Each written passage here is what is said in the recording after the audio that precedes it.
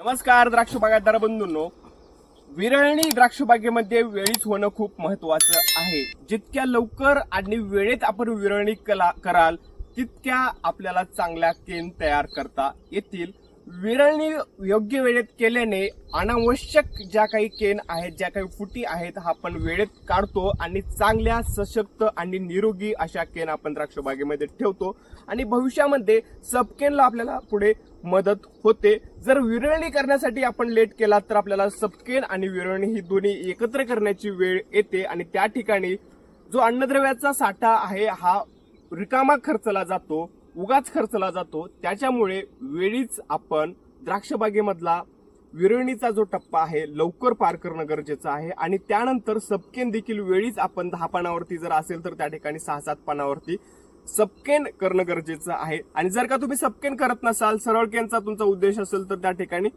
14 पानावरती आपण शेंडा मारू शकतो। या ज्या काही गोष्टी आहेत ह्या तात्काळ वेळेवर करणं गरजेचं आहे। परंतु लेबरची समस्या असेल तर त्या ठिकाणी लिओसिन, टिल्ट यासारख्या फवारण्या घेऊन वेगळ्या आठवड्यात ठेवून आपल्याला कामही तात्काळ करणं गरजेचं आहे। धन्यवाद।